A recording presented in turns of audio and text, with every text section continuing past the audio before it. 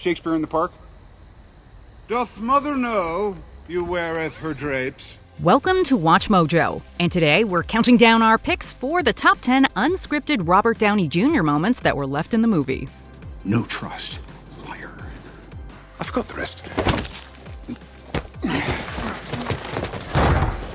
It's coming back now. Is everything a joke to you? Funny things, right? For this list, we're looking at all those catchy one-liners and scene-stealing moments that were reportedly ad-libbed, improvised, or simply omitted from the words of the book, but still uttered on screen by the Academy Award-nominated superstar. Hysterical or poignant, we'll be including moments that were added in because of RDJ's tendency to wander from the script. So, heads up, there will be spoilers. Agree? Disagree? Prefer kiss kiss to bang bang? Sound off in the comments below. Number 10. Just getting the door. SpiderMan Homecoming. Don't do anything I would do, and definitely don't do anything I wouldn't do. There's a little gray area in there, and that's where you operate. When the trailer for the first Marvel Studios produced Spider-Man's solo outing dropped, aptly named Homecoming, in addition to the promise of more web-slinging antics, we were treated to a laugh or two via Stark and Parker's banter. In particular, there's the moment where Peter reciprocates a hug, only to find Tony is getting the car door for him. That's not a hug. I'm just grabbing the door for you. We're not there yet. It's a micro scene that defines the relationship between the characters extremely succinctly, and left viewers wanting more. Yet, according to Spider-Man himself, Tom Holland, it was completely off script, as was much of the scene between the two. Well, that was actually an improvised moment, you know. A lot of that scene was really entirely improvised. We kind of really riffed off each other. Their riffing off each other is a running dynamic between the two actors, and a lesson to many up-and-comers. I think I just tried to hug him. I just thought it would be funny if I hugged him, and Robert's instincts are so good that he was like, oh, I'm not trying to hug you, I'm just gonna get the door. Number 9. Improvisation, my dear Watson. The Sherlock Holmes franchise. I forgot the rest. It's coming back now. According to Arthur Conan Doyle, if you eliminate the script, all that remains, however improvised, must be the movie. Okay, so we actually RDJ'd that particular quote. We're not pinpointing an exact moment here, since ad-libbing was such a big part of the production. Have you actually read the book? I found it compelling. Meanwhile, the witty repartee and naturalistic comedy between Holmes and Watson in the Guy Ritchie-directed franchise is a testament to two main factors: the real-life friendship between Downey Jr. and co-star Jude Law, as well as the spontaneity of the leading man on set. I agree, it's not my best disguise, but let's make do. According to Downey Jr., improvisation on set is, quote, a democracy in the truest and most frustrating and most rewarding sense of the word. Moriarty actor Jared Harris reportedly had to adjust to the loose use of the script as, quote, an exercise in trial by fire. But it paid off. The scenes between the two nemeses are electric. Number 8. Calling an audible. Captain America: Civil War. Oh, Mr. Parker. What are you doing? Hey, I'm Peter. Tony.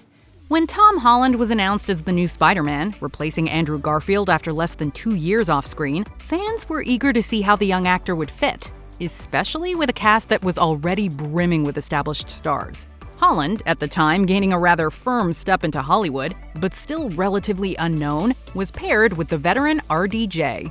During the initial encounter between Tony Stark and Peter Parker, the former tells the young superhero to move the leg so he can sit down. I'm gonna sit here so you move the leg. Typical. Though we love him, Stark can be arrogant, and this is just another indication of that, right? Except it was more that Holland forgot his blocking, so RDJ corrected him both in character and as an actor, then continued the scene. I'm gonna pretend you didn't say that. Number 7. Blueberry: The Avengers. His secrets have secrets. It's bugging him too, isn't it? Tony Stark loves his food. Whether it's cheeseburgers in Iron Man 1, donuts in Iron Man 2, or blueberries on the helicarrier in The Avengers. Even if Barton didn't tell Loki about the tower, it was still all over the news. The Stark Tower.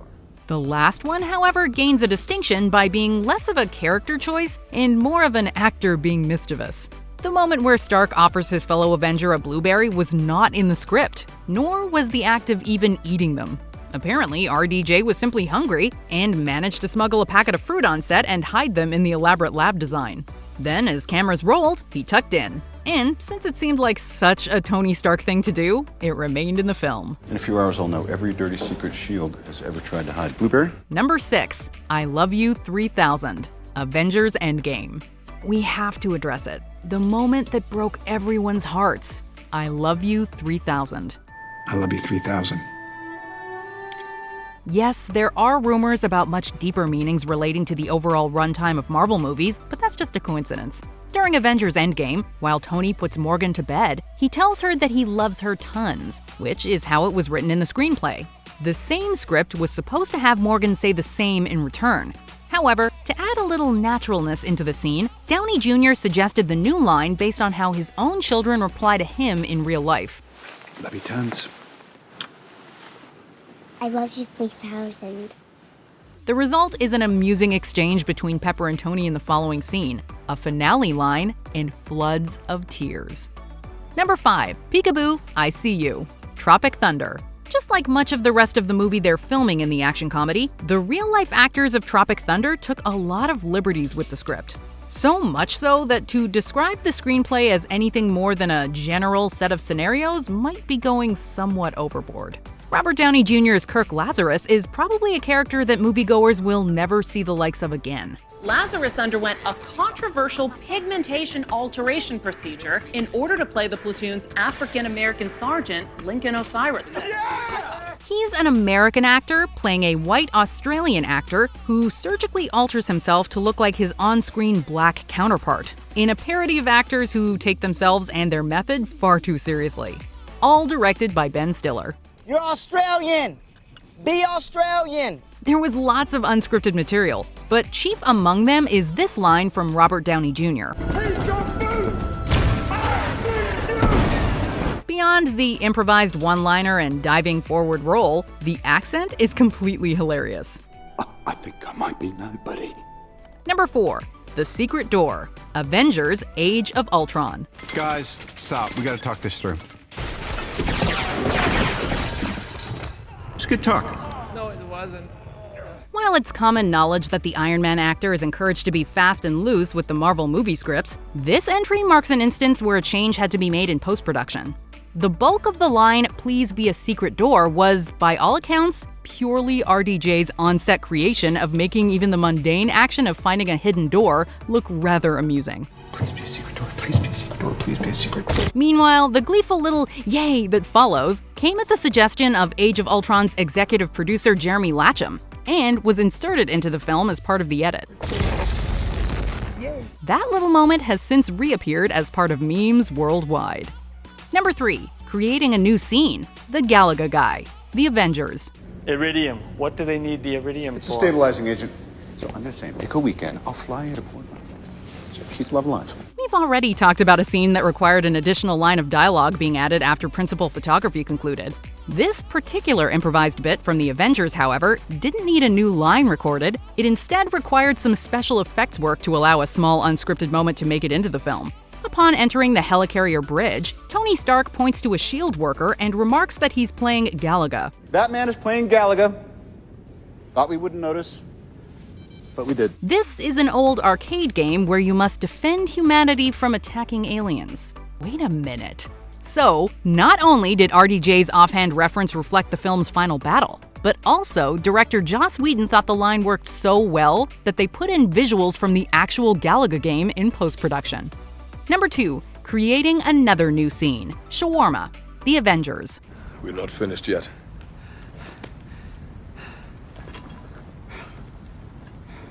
And then shawarma after. American restaurants featuring Middle Eastern cuisine have Robert Downey Jr. to thank for the rise in popularity of shawarma in the 2010s, while audiences also have him to thank for the second post-credits scene of The Avengers. This beloved sequence sees the gang silently eating the dish after the Battle of New York is over. But it wouldn't have happened without some earlier scene rewrites. According to the original script, there was just one line of dialogue written for Stark to say after the battle is over before things all quickly move on. Both RDJ and the director thought it could be improved though, so Whedon came up with a few extra ideas. RDJ ultimately went with these off-script lines. After telling the group that they should, quote, just not come in tomorrow, Stark suggests that they all go for shawarma, despite his not knowing what it is. Let's just not come in tomorrow. Let's just Take a day.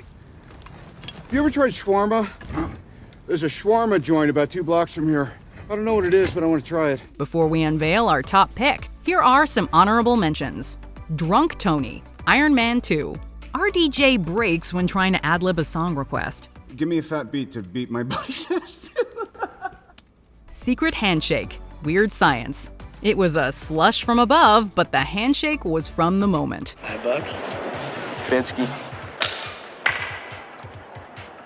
Wayne Gale's Australian accent, Natural Born Killers.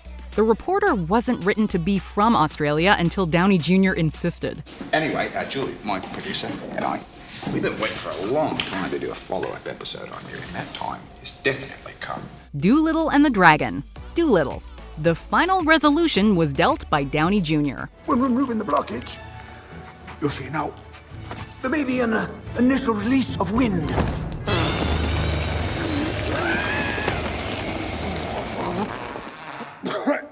Before we continue, be sure to subscribe to our channel and ring the bell to get notified about our latest videos. You have the option to be notified for occasional videos or all of them. If you're on your phone, make sure you go into your settings and switch on notifications. Number 1. I Am Iron Man. Iron Man and Avengers Endgame. Been a while since I was in front of you. I figure I'll stick to the cards this time. Those famous 4 words that started it all off. I am Iron Man. With that, the MCU was born. The line is synonymous with Tony Stark's journey, not just in one movie, but across all Marvel productions since. I am Iron Man.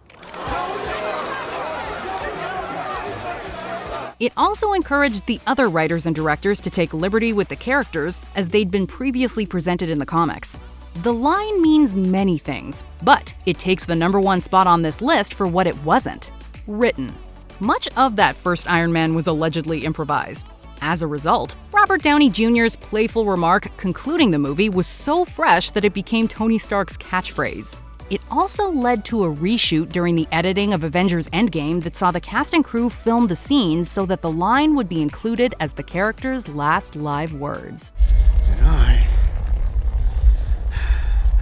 am Iron Man.